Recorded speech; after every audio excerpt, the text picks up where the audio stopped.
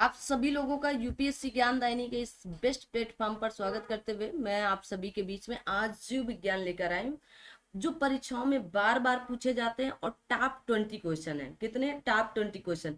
ये top 20 question या आपके 20 मिनट शो है, जो अब हर रोज आपको 8 AM पर मिलने वाला है। सुबह 8 बजे क्लास आप सभी के बीच में मिलने वाली है। आप सभी लोग इसका पीडीएफ पाने के लिए यूपीएससी ज्ञानदायिनी टेलीग्राम चैनल ज्वाइन कर लीजिएगा।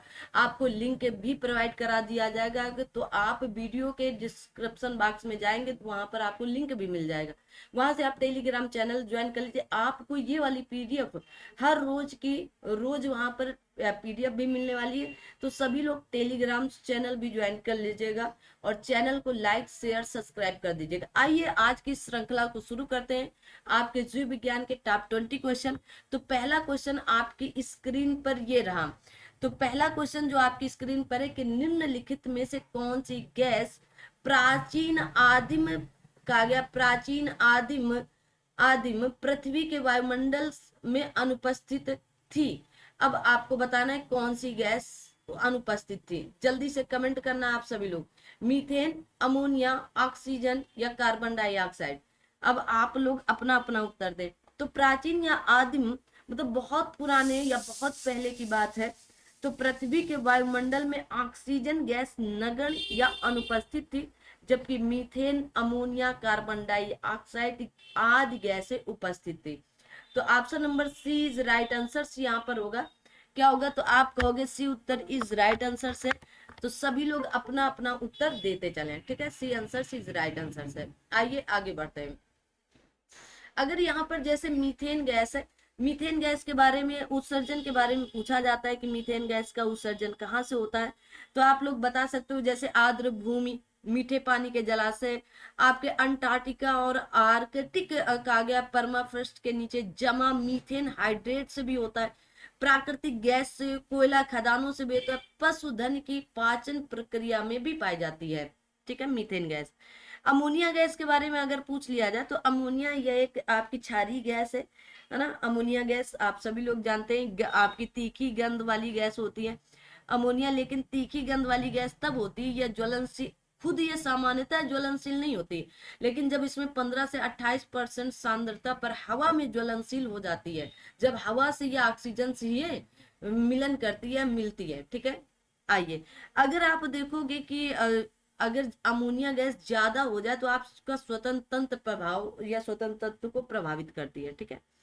आगे आते हैं। फिर कहा गया कार्बन डाइऑक्साइड, इसको सभी लोग कोयला, तेल, प्राकृतिक गैस के निष्कर्षण से मिलती है। अगले क्वेश्चन की तरफ चलते हैं। क्वेश्चन नंबर 2 है आप सभी की स्क्रीन पर कि मकड़ियों द्वारा उत्पादित रेशम, किसके द्वारा? मकड़ियों के द्वारा। क्या कहलाता है? टसर रेशम, कहा गया गोशामर रेशम, मूंगा रेशम या अहिंसा रेशम। तो देखो, आपसे बात पूछी गई मकड़ियों द्वारा उत्पादित, तो क्या बोलोगे कि रेशम प्रोटीन द्वारा, जो रेशम है अगर पूछ लिया जाए रेशम प्रोटीन द्वारा, किसके द्वारा? प्रोटीन द्वारा, ठीक है, निर्मित फाइबर है। क्या? निर्मित एक फाइबर है, ठीक है ना। तो आप देखेंगे जैसे मधुमक्खियां हैं, तितली हैं, मकड़ियां इसका उत्पादन करती है, किसका? रेशम का।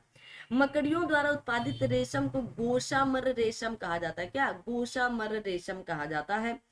और रेशम कहा जाता है। रेशम के अन्य प्रकार हैं जैसे टसर रेशम, मलबरी रेशम, है ना, इरी रेशम, मूंगा रेशम, ये प्रकार हैं।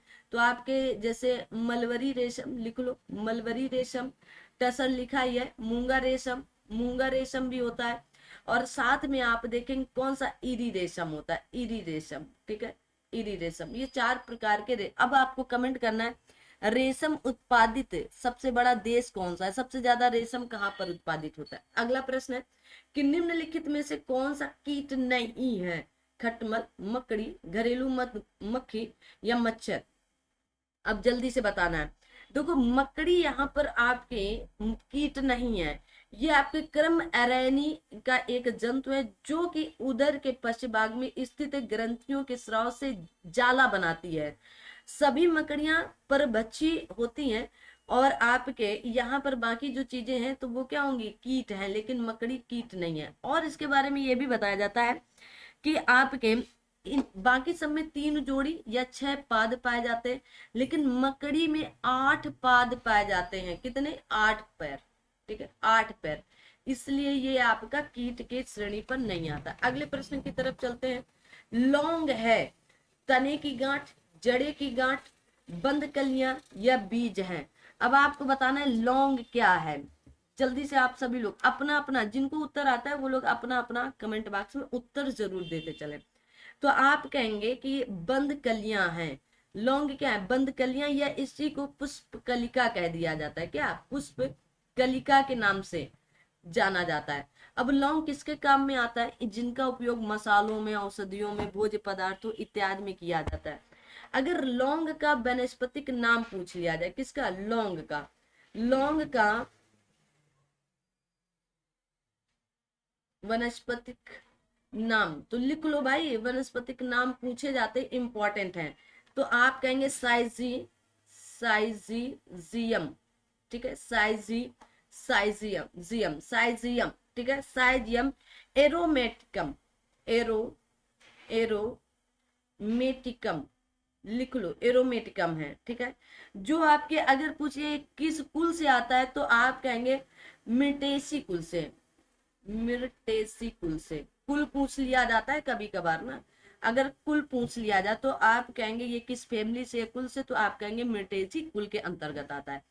तो लौंग क्या है? एक बंद कलियां। आप देखते हो लौंग तो आप लोग जानते हो, कहा जाता ना कि जिसमें फूल लगा हुआ न, तो मत पुष्प कलियां है। क्या? पुष्प कलियां है। आगे आते हैं।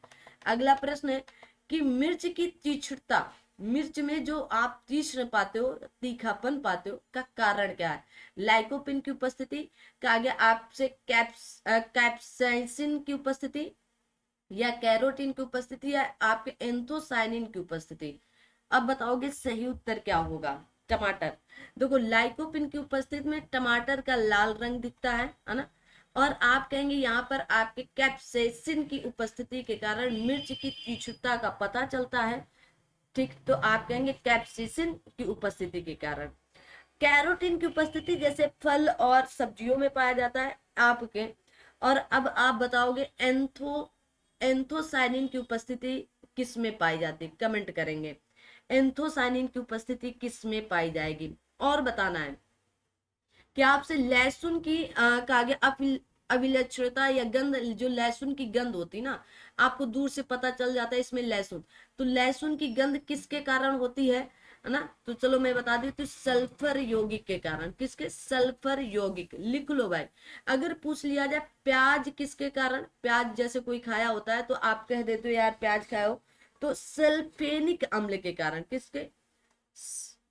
सल्फेनिक अम्ल के कारण। ठीक है, दोनों चीजें, लहसुन में सल्फर और प्याज में सल्फेनिक है। लहसुन में सल्फर और प्याज में सल्फेनिक है। ठीक है, इतनी चीजें याद रखोगे क्या? चलो अगले प्रश्न की तरफ बढ़ते हैं। अगला प्रश्न है कि मानव शरीर में सर्वाधिक प्रचुरता में पाया जाता है। तो मानव शरीर में लौह, सोडियम, ऑक्सीजन या आयोडीन क्या पाया जाता है मानव शरीर में? तो क्या बोलोगे? लौह पाया जाएगा, या फिर तो आप बोलोगे ऑक्सीजन पाया जाएगा। ठीक है, अपना उत्तर देते चलो। तो मानव शरीर में पाया जाने वाला सर्वाधिक प्रतिशत वाला तत्व क्या है? ऑक्सीजन है। 65% के अबव पाई जाती है, इससे ऊपर ही पाया जाता है। फिर उसके बाद आपका कार्बन पाया जाता है। क्या? कार्बन लिख लो, कार्बन। कार्बन लगभग पाया जाता है 18.5%। फिर हाइड्रोजन पाया जाता है। क्या? हाइड्रोजन लिख लीजिएगा एक जगह। हाइड्रोजन पाया जाता है 9.5%। और फिर इसके बाद नाइट्रोजन पाया जाता है। क्या? नाइट्रोजन। नाइट्रोजन पाया जाता है 3.2%। और फिर इसके बाद कैल्शियम पाया जाता है। क्या?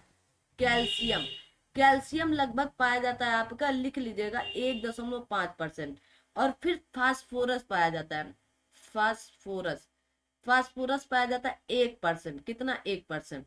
तो ये आपको याद रखना है। सबसे अधिक अगर ऑक्सीजन नहीं होगा तो मतलब कार्बन, ऑप्शन में कभी कभी ऑक्सीजन ने देकर कार्बन, और प्रश्न यही रहेगा सर्वाधिक प्रचुरता से पाया जाने वाला तत्व। तो ऑक्सीजन नहीं है तो कार्बन पाया जाएगा, कार्बन नहीं होगा ऑप्शन में तो हाइड्रोजन, हाइड्रोजन नहीं तो नाइट्रोजन, नाइट्रोजन नहीं तो कैल्शियम, कैल्शियम नहीं तो फास्फोरस। ठीक है, आगे आते हैं।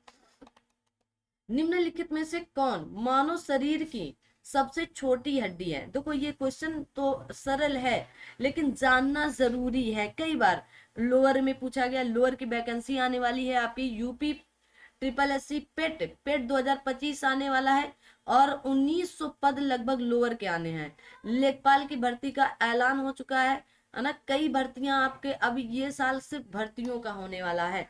तो आप कहेंगे स्टेपीज सबसे छोटी हड्डी पाई जाती है। कौन सी स्टेपीज?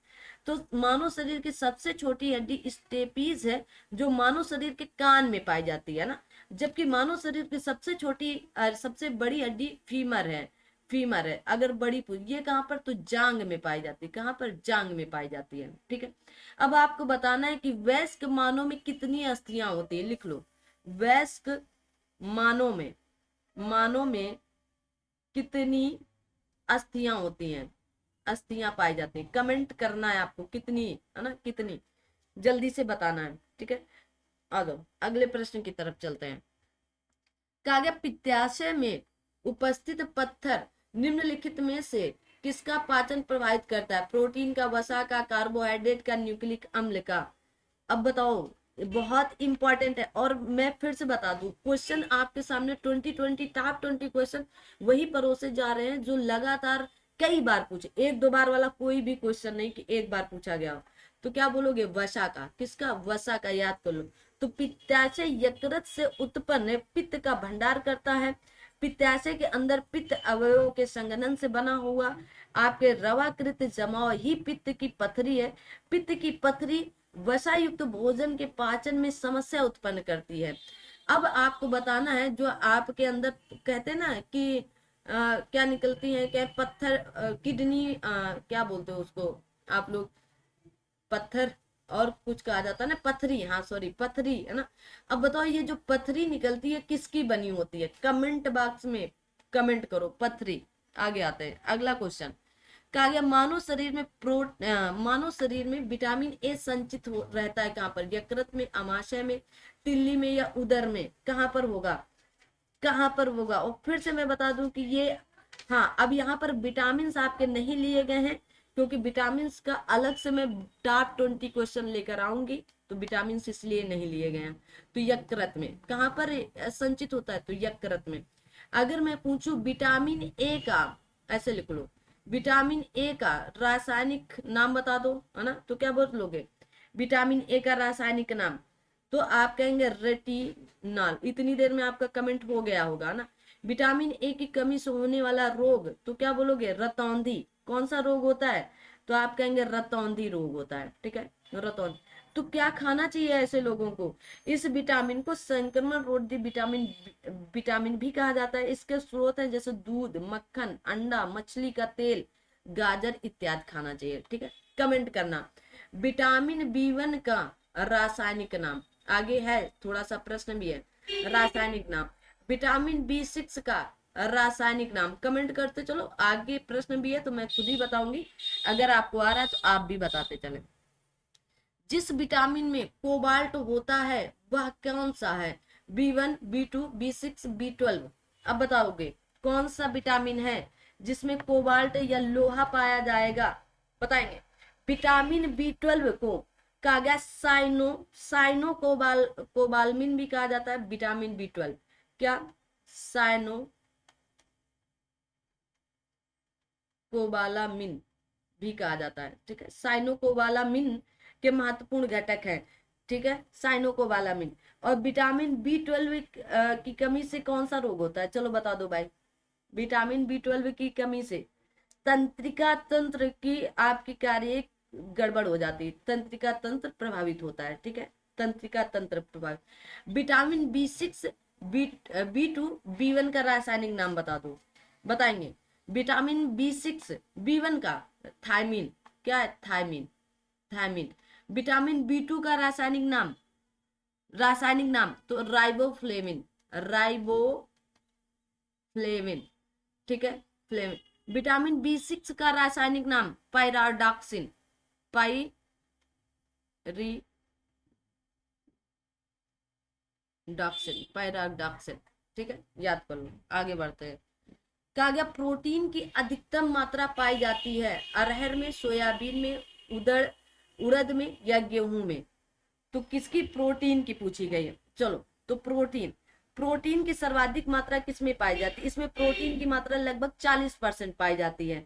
यह मुख्यतः दलहनी एवं तिलहनी फसल है। सोयाबीन से दूध तैयार किया जाता है जो गाय के दूध के समकक्ष होता है ना? तो किसमें? सोयाबीन में। सोयाबीन का अग्रणी उत्पादक राज्य कौन सा होगा? अभी फिलहाल आपका महाराष्ट्र हो चुका है। कौन सा? महाराष्ट्र। सेकंड नंबर पर एमपी पहुंच चुका है। कौन सा? एमपी। पहले एमपी नंबर 1 पर हुआ करता था। आगे आते हैं। मानव रक्तदान के लिए कौन सा रक्त समूह का आगे आपका सर्वत्रिक दाता या आपके यूनिवर्सल डोनर होता है? चलो, रक्त समूह, रक्त समूह की खोज किसने किया? कमेंट करो, खोज किसने किया? कमेंट करिएगा, कमेंट करते चलो अपना अपना ना। जिनको जो प्रश्न पर डाउट लग रहा है वो लोग कमेंट करते चले, ठीक है? कमेंट करते चलो। तो आप यहाँ पर तो बता ले जाओगे कि आपका ओ समूह है, ठीक है? सर्वग्राही पूछ लिया जाए, सर्वग्राही, तो आप कहेंगे ए बी है। अच्छा, सर्वदाता है क्यों? क्योंकि इसमें एंटीजन या प्रतिजन नहीं होता है ना? इसका रुधिर वर्ग सभी के व्यक्तियों को चढ़ाया जा सकता है, चाहे आप ए के हो, चाहे बी के हो, चाहे ए बी के हो, चाहे ओ के हो, सबको दिया जा सकता है, ठीक है? और सर्वग्राही मतलब ए बी जो है वो सर्वग्राही है, सबका ले सकता है ना? सबका ले सकता है ये। अरे हाँ, ये सर्वग्राही है, ये सर्वदाता है। क्या है? सर्वदाता है, सबको दे सकता है ना? तो देने वाला बड़ा होता है, लेने वाला नहीं, है ना? और मैंने पूछा किसने खोज, तो आप कहेंगे कार्ल लैंड स्टीनर, ठीक है? कार्ल लैंड स्टीनर, ठीक है? आगे आते हैं। पर्णहरित कहा गया, पर्णहरित क्लोरोफिल में निम्नलिखित में से कौन सा तत्व पाया जाता है? लोहा, तांबा, मैग्नीशियम या मैग्नीज? कमेंट करें। बहुत ही शानदार जानदार 20 क्वेश्चन है आपके। अब अगर ये क्वेश्चनों के उत्तर आप ना दे पाए तो फिर क्या ही दे पाओगे, है ना? चलो, तो क्या बोलोगे? मैग्नीशियम पाया जाता है। तो पर्णहरित या क्लोरोफिल एक प्रोटीन युक्त जटिल रासायनिक यौगिक है या वर्णक पत्तों के हरे रंग का कारण है। मैग्नीशियम क्लोरोफिल का प्रमुख तत्व है। किसका? क्लोरोफिल का प्रमुख तत्व कौन सा है? मैग्नीशियम है, ठीक है? इसके अतिरिक्त क्लोरोफिल में कार्बन, हाइड्रोजन, नाइट्रोजन व ऑक्सीजन भी उपस्थिति होती है या रहते हैं। आगे बढ़ते हैं। निम्न में से कौन सा पादप हार्मोन है? इंसुलिन, थायरॉक्सिन, आपके एस्ट्रोजन या साइटोकाइनिन? अब बता दो। शानदार जानदार क्वेश्चन, और तैयार रहो भाई 27 जुलाई के लिए, है ना? अब सोचो समझो ना। तो पादप हार्मोन पौधों में प्राकृतिक रूप से उत्पन्न होने वाले विशेष कार्बनिक यौगिक होते हैं, और वो कौन सा है? साइटोकाइनिन है। भैया एक बार नहीं, उठाकर एग्जाम देखना, 1 2 3 4 5 6 7 बार लगातार प्रश्न पूछा गया है। जब आप देखोगे तो आपको लगेगा कि हाँ इम्पोर्टेंट है, ठीक है? इम्पोर्टेंट है। तो आपको क्या कहना है? साइटोकाइनिन। क्या? साइटोकाइनिन। तो कहा गया है कि साइटोकाइनिन, है ना? और इसके आपके कहा गया एब्सिसिक अम्ल एवं एथिलीन पादप हार्मोन के प्रमुख कारण होते हैं, ठीक है? तो पादप हार्मोन के और भी बहुत से कारण हैं, लेकिन उसमें से साइटोकाइनिन भी उपस्थित है। आ गया। कच्चे फलों को पकाने के लिए जिस गैस का प्रयोग होता है? सरल क्वेश्चन मैंने जानबूझ कर रखा कि आप कुछ तो बताते चलो, है ना? लेकिन ये भी लगातार पूछा गया है। अब बताओ, कहा गया इथेन, एसिटिलीन, कार्बन डाइऑक्साइड या ऑक्सीटोसिन? अब बता दो जल्दी से, तो कौन सा होगा? एथिलीन। एथिलीन भी तो होता है एक पादप हार्मोन जो फलों की प्रक्रिया की या पकाने के लिए। यहाँ पर सही उत्तर एसिटिलीन है। कौन सा होगा? एसिटिलीन है। फलों को पकाने पर प्रतिबंध है ना? अब 1955 की धारा, कब से? 1955 की धारा 44 से 44 से इसे प्रतिबंधित किया गया है फलों को पकाने के लिए, ठीक है? प्रतिबंध है। फलों को पकाने में प्रयुक्त होने वाले कैल्शियम कार्बाइड में आर्सेनिक और फास्फोरस पाया जाता है। कैल्शियम कार्बाइड वातावरण में मौजूद नमी से प्रतिक्रिया कर एसिटिलीन गैस बनाता है, जिससे फल पकता है। फलों को कृत्रिम रूप से पकाने हैं तो कार्बाइड के मुकाबले एथिलीन को अधिक सुरक्षित और स्वीकार्य माना गया है, ठीक है? किसको? एसिटिलीन को। आगे आते हैं। समुद्री घास खरपतवार निम्नलिखित तत्व का प्रमुख या मुख्य महत्वपूर्ण स्रोत है? आयोडीन, क्लोरीन, ब्रोमीन, उपयुक्त में से कोई नहीं। बताएंगे, बहुत ही सरल सा उत्तर है इसका, बहुत ही सरल सा उत्तर है। बताओ क्या होगा, तो क्या बोलोगे? देखो, समुद्री घास, खरपतवार, तो आयोडीन होगा। कौन सा? आयोडीन होगा। ठीक है, आयोडीन का प्रमुख या मुख्य महत्वपूर्ण स्रोत समुद्री घास या खरपतवार, जैसे केल्प, लिख लो केल्प, कभी कभी यही नाम, नोरी, केल्प, नोरी, काम, काम्बू, काम्बू, ठीक है, ऐसे लिखा है काम्बू, और या आपके वैकम, क्या वैकम आदि आयोडीन के अन्य स्रोत हैं। सी फूड मतलब समुद्री खाद्य, डेयरी उत्पाद मतलब विशेष रूप से दूध आदि के लिए जाना जाता है। आगे आते हैं, अगला प्रश्न है। सबसे पहले आपको कमेंट करना है BMD का फुल फॉर्म क्या होगा, उसके आगे हम बात करेंगे, क्योंकि विज्ञान है तो विज्ञान से संबंधित फुल फॉर्म होना चाहिए। BMW परीक्षण किया जाता है पहचान करने के लिए डेंगू को, मलेरिया को, कागे ऑस्टियोपोरोसिस को, या एड्स को। अब बताएंगे, BMW किसके रोग को पहचान करने के लिए किया जाता है? ये एक आपका क्या है, किसके लिए ये आपका लाया गया? बताएं, किसका परीक्षण कराओगे यहाँ पर? आ जाओ भाई, सही उत्तर बताएंगे आप सभी लोग। BMW वाले कौन कौन सही उत्तर बताएगा? तो क्या बोलोगे? ऑस्टियोपोरोसिस, ऑस्टियोपोरोसिस, ठीक है। तो BMW परीक्षण ऑस्टियोपोरोसिस या आपके अस्थि रंध्रता, लिख लो इसके आगे, जिनको नहीं पता, अस्थि रंध्रता, रंध्रता रोग की पहचान के लिए किया जाता है। ऑस्टियोपोरोसिस हड्डी का एक रोग है जिसमें फ्रैक्चर का खतरा बढ़ जाता है। इस रोग में अस्थि का गया खनिज घनत्व कम हो जाता है तथा अस्थि सूक्ष्म संरचना नष्ट हो जाती है। बीएमडब्ल्यू नहीं है भाई, BMD है, ठीक है। BMD का फुल फॉर्म क्या होगा? तो आप क्या बोलोगे? बोन मिनरल डेंसिटी, ठीक है, लिख लीजिएगा, लिख लीजिएगा। आगे आते हैं, कहा गया हृदय की धड़कन नियंत्रित करने के लिए निम्न में से कौन सा खनिज आवश्यक है? सोडियम, गंधक, पोटेशियम, या पोटेशियम या लोहा। इंपॉर्टेंट क्वेश्चन, हृदय की धड़कन किसी के लिए अगर आपकी रुक रही है तो जरा सोच समझ के इस प्रश्न का उत्तर देना। हृदय की धड़कन को नियंत्रित करता है ना, कब धड़कना है कब आराम करना, नियंत्रित वाला कार्य करता है। तो कौन? पोटेशियम। उत्तर सबने दे दिया होगा मेरे हिसाब से। पोटेशियम हृदय की धड़कन एवं नाड़ी संस्थान के कार्यों को संचालित करता है। मांस, मछली, अनाज, फल, सब्जियां इत्यादि पोटेशियम के अच्छे स्रोत है। फास्फोरस हड्डियों के विकास के लिए आवश्यक है। लौह तत्व की कमी से एनीमिया रोग या आपके रक्त अल्पता रोग होता है। सब कुछ बता दिया मैंने। आत गया था, निम्नलिखित में से कौन सा पोटेशियम अल्पता से संबंध है? कहा गया आपके वृक्क की क्षति तथा पेशी लकवा, पेशी कहा गया निम्न रक्तचाप या रक्त अल्पता, या जोड़ों में व्यथा तथा आपकी धूमिल दृष्टि। अब बताओगे, शरीर में पोटेशियम की कमी से आपके लो ब्लड प्रेशर होता है। क्या होता है? लो ब्लड प्रेशर होता है।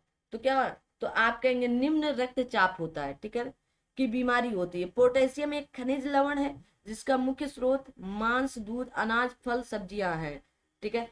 और दैनिक आवश्यकता मतलब रोज की आवश्यकता में पोटेशियम कितने? 2 ग्राम मात्र चाहिए। कितने? 2 ग्राम। तो इसके लिए आप क्या कर सकते हो? दूध ले सकते हो ना, दूध रोज खाओ, पियो भाई ना, अनाज खाओ है ना, फल खाएं। 2 ग्राम चाहिए होता है। कितना? मात्र 2 ग्राम। आगे आता है, कहा ट्यूमर आपके संसूचित करने में प्रयुक्त रेडियो समस्थानिक, ट्यूमर की बात की गई। देखो इंपॉर्टेंट सारे के सारे, चारों के चारों इंपॉर्टेंट है ना। कहा गया आर्सेनिक 74, कोबाल्ट 60, सोडियम 24 या कार्बन आपका 14। अब बताओगे सही उत्तर। कार्बन 14 का प्रयोग किसमें किया जाता है? तो पौधों एवं जंतुओं के अवशेषों का पता लगाने, पौधों और जंतुओं, पौधों एवं और जंतुओं को, जंतुओं के अवशेषों को पता लगाने के लिए, अवशेषों को पता लगाने के लिए, ठीक है। अब कार्बन 14 तो हो नहीं सकता है। सोडियम 24, तो आप क्या बोलोगे? सोडियम 24 किसके लिए होगा? तो आप कहेंगे रक्त के थक्के का पता लगाने के लिए, किसका, रक्त का या रक्त के थक्के का पता लगाने के लिए। कोबाल्ट 60 तो किसके लिए, तो आप कहेंगे कैंसर के लिए होता है, कैंसर के लिए। ट्यूमर के लिए आप कहेंगे आर्सेनिक 74, ट्यूमर के लिए, ठीक है, कैंसर के लिए होता है, ठीक है, कैंसर के लिए कोबाल्ट 60। अब मैं पूछूं अगर थायराइड ग्रंथ की सक्रियता के लिए, अब बताओगे थायराइड थायराइड ग्रंथ की सक्रियता के लिए कौन सा आपका समस्थानिक है, कमेंट करना है थायराइड ग्रंथ के लिए, ठीक है, थायराइड। बाकी मैंने आपको बता दिया और सारे के सारे इंपॉर्टेंट हैं। आपका आर्सेनिक 74, कोबाल्ट 60। हाँ, आप ये भी बता सकते हो, मैंने पूछ ही लिया, वही बताना है, आयोडीन 131 होता है, ठीक है। तो क्या बोलोगे, आयोडीन, आयोडीन लिख लो, आयोडीन यही है थायराइड ग्रंथ की सक्रियता के लिए, ठीक है। चलिए, तो ये थे आपके टॉप 20 क्वेश्चंस, टॉप 20 क्वेश्चन। अच्छा, मुझे नहीं पता था ये लास्ट क्वेश्चन है, चलो मैंने उत्तर तो बता ही दिया। चलो एक प्रश्न पूछ लेते हैं, उसका उत्तर कमेंट बॉक्स में आप सभी लोगों को बताना रहेगा, ठीक है, सभी लोग। मनुष्य के, चलो क्वेश्चन लिख लो, है ना, क्योंकि मुझे नहीं पता था ये लास्ट। मनुष्य के, लिखेंगे, मनुष्य के अंगों को, अंगों में से, अंगों में से हानिकारक, हानिकारक हानिकारक विकिरणों, विकिरणों का में सबसे, ऑप्शन भी देंगे, सबसे कम सुप्रभाव अंग है, अंग है, ठीक है। अब ऑप्शन नंबर ए है आंख, क्या आंख। ऑप्शन नंबर 2 है हृदय, हृदय। ऑप्शन नंबर सी है आपका मस्तिष्क, मस्तिष्क। ऑप्शन नंबर डी है आपका फेफड़ा। बताएंगे, मनुष्य के अंगों में से हानिकारक विकिरणों में से सबसे कम, कहा गया सु या सुप्रभाव, मतलब ज्यादा प्रभावित नहीं होगा, मतलब कोई विकिरण आएगी तो सीधा आंख में लगेगी, हृदय में लगेगी, कि फेफड़ा में, कौन सबसे ज्यादा सुरक्षित है ये पूछा जा रहा है। चलिए, सबसे कम प्रभावित होगा, बस यहाँ पर सबसे कम, अगर नहीं समझ में सबसे कम प्रभावित लिख लो, प्रभावित अंग है, अंग लिखा है आगे, तो सबसे कम प्रभावित अंग कौन सा होगा, ऑप्शन आपको बताना है या उसका नाम लिखकर भेज देना है। तो ये थे आपके टॉप 20 क्वेश्चन आज के जीव विज्ञान के। आने वाले समय पर आपके पर्यावरण से संबंधित भी टॉप 20 क्वेश्चन हो सकते हैं। क्लास कैसी लगती है एक बार आप लोग कमेंट करके जरूर बता दिया करिए। मिलेंगे अगली वाली क्लास में, तब तक आप लोग अपना और अपने साथ सभी अपनों का ध्यान रखें। Thank you so much.